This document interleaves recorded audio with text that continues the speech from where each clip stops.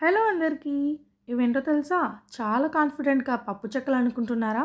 పప్పు చెక్కలు లాంటివే. బట్ పప్పు చెక్కలు కావు. వీటిని వాడప్పలు అని అంటారు. మా అనంతపురంలో చాలా స్పెషల్‌గా చేస్తారు. టేస్ట్ అయితే అద్దిరిపోతుందనుకోండి. మరి వీటిని చిటికెలో ఎలా తయారు చేసుకోవాలో ఈ వీడియోలో క్లియర్‌గా చూపిస్తాను, చూసేయండి. ముందుగా ఒక మిక్సీ జార్‌లో 2 పచ్చిమిర్చి, అలాగే 1 టేబుల్ స్పూన్ వరకు కట్ చేసి పెట్టుకున్న ఉల్లిపాయ ముక్కలు, 1 టీ స్పూన్ వరకు వెల్లుల్లి రెబ్బలు, అలాగే అర టీ స్పూన్ వరకు ఉప్పు వేసుకొని కొంచెం కోర్స్‌గా బ్లెండ్ చేసి వీటిని ఒక ప్లేట్లోకి తీసి పక్కన పెట్టేసుకోండి. ఇప్పుడు ఒక గిన్నె తీసుకొని దానిపైన ఒక జల్లెడ పెట్టేసుకోవాలి. ఇప్పుడు ఇందులో ఒక కప్పు వరకు బియ్యం పిండి, అలాగే అదే కప్పుతో అర కప్పు వరకు శనగపిండిని కూడా వేసుకొని ఎక్కడా ఉండలు లేకుండా బాగా జల్లించుకోవాలి. సో, ఇలా జల్లించుకున్న ఈ పిండిలోకి మనం ముందుగా పేస్ట్ చేసి పెట్టుకున్న ఉల్లిపాయ పేస్ట్, అలాగే ఒక టేబుల్ స్పూన్ నానబెట్టుకున్న పచ్చిశనగపప్పు, అలాగే వేయించి పెట్టుకున్న ఒక పల్లీలు ఒక టేబుల్ స్పూన్ వరకు వేసుకోవాలి.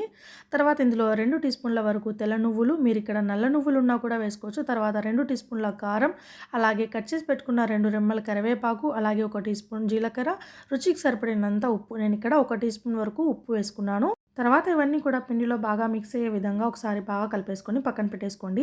ఇప్పుడు స్టవ్ పైన వేరొక గిన్నె పెట్టేసుకొని అందులోకి మనం ఏ కప్పుతో అయితే బియ్యం పిండి ఇంకా శనగపిండిని కొలుచుకున్నామో అదే కప్పుతో 1 కప్పు వరకు నీళ్లు వేసుకొని బాగా మరగనివ్వాలి.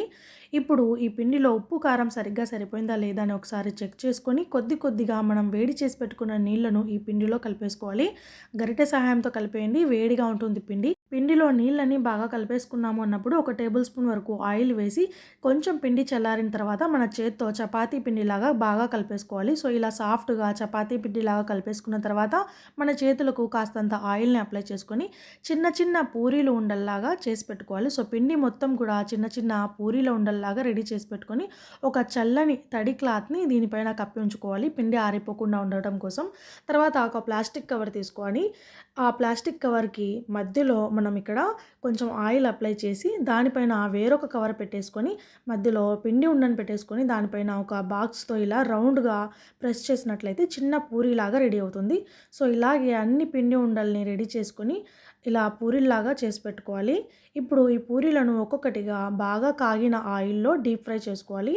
సో, ఇలా డీప్ ఫ్రై చేసుకునేటప్పుడు స్టవ్ ఫ్లేమ్‌ని హై ఫ్లేమ్‌లో పెట్టుకోవద్దు. మీడియం ఫ్లేమ్‌లో మాత్రమే ఈ పూరీలను 2 వైపులా కూడా గోల్డెన్ బ్రౌన్ కలర్ వచ్చేంత వరకు బాగా క్రిస్పీగా వేపండి. అంతే, ఎంతో టేస్టీగా ఉండే వాడప్పలు రెడీ. ఇవి మరీ క్రంచీగా ఉండవు, మరీ క్రిస్పీగా ఉండవు. బట్ కొంచెం క్రిస్పీనెస్‌తో పాటుగా కొంచెం సాఫ్ట్‌గా కూడా ఉంటాయి. చాలా టేస్టీగా ఉంటాయి.